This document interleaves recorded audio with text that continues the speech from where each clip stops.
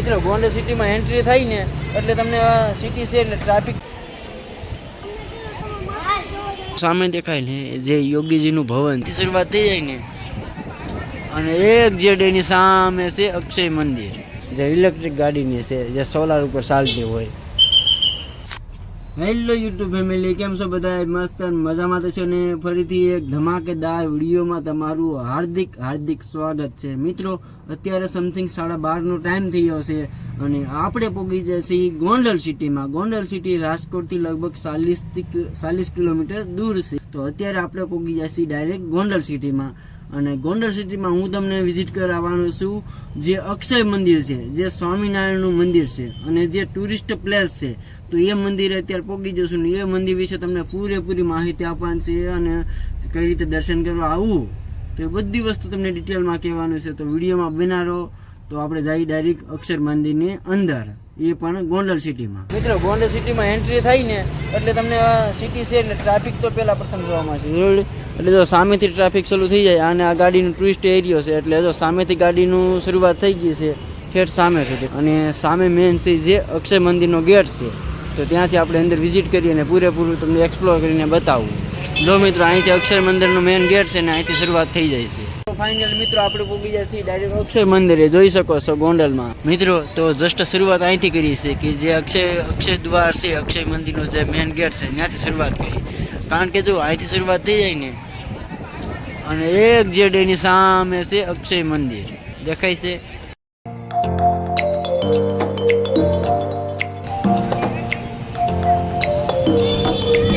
લોકો ફરવા આવે સ્પેશિયલ. મિત્રો અહીંયા કોઈ વ્યક્તિ સાંજે આવે ને સાંજે તો જે રાઈટ પાસે જો એક જણ લાઇટ દેખાતી, રાઈટનું શો દેખાતો હોય રેડી, જે ડ્રોનના માધ્યમથી હોય છે.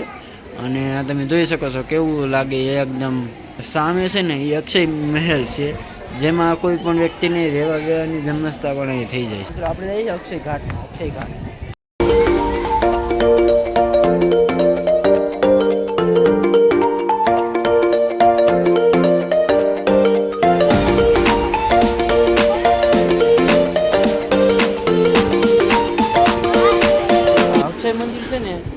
જે અક્ષય મંદિર પ્લસ સ્વામિનારાયણનું મેન મંદિર છે એટલે અહીંયા છે ને ટુરિસ્ટ પ્લેસનું પણ છે.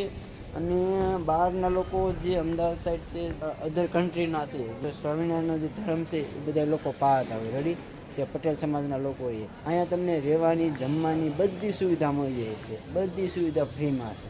અને જે લોકો પટેલ સમાજના છે જે ગોંડલ સિટીના હોય, કારણ કે મેં પોતે પહેલાં ટ્રાય કરી છે. ટ્રાય મતલબમાં કઈ રીતની કે હું તો બહારનું ઊંચા કોરડાના પ્રોપર આપણે કોરડા ગામના, એટલે અહીંયા જે બહારના લોકો છે ને બધા ટોટલ બધા માટે ફ્રીનું જમવાનું મળે છે. અને જે ગોંડલ સિટીના હોય છે એના માટે નથી કે જે અહીંના હોય છે. બાકી મંદિર બહુ ખૂબ જોવાલાયક છે.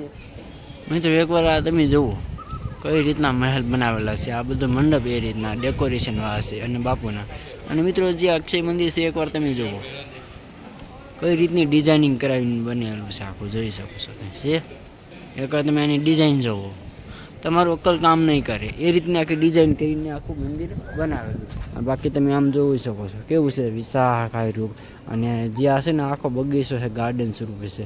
અને સામે એક જે છે ને સામે ઉપર જે અક્ષય મંદિર છે જે અમદાવાદ છે, ગાંધીનગરમાં આવેલું છે રેડી, તો એની જેવું છે કોપી ટુ કોપી.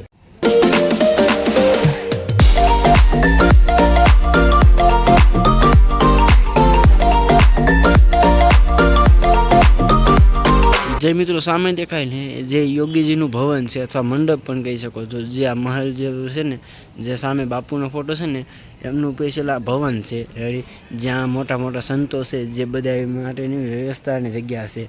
અને આ મેન મંદિર છે, અહીંયાથી શરૂ થાય અને સામે ગેટ છે, ગેટની જ બાજુમાં અહીંયા અક્ષય મંદિર છે. બાકી અહીંયા તમને રહેવાની બગીચા બધી સુવિધા મળી જો છે. આ જે અક્ષય મંદિર છે ને એનું આખું ડેવલપમેન્ટ અથવા કન્સ્ટ્રક્શન જો આખું કઈ રીતનું કોતરણી કરીને બનેલું છે જુઓ તો ખરે યાર, આપણે અક્કલ કામ નથી કરતી એ રીતનું બનેલું છે.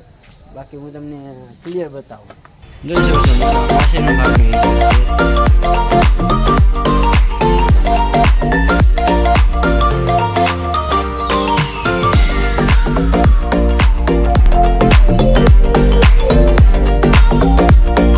મિત્રો આ વૃક્ષ છે ને વૃક્ષ, આની ડિઝાઇનિંગ કઈ રીતે કરેલ છે જોઈ શકો છો. આ બાજુ પણ 3 છે, આ બાજુ પણ છે. રેડી.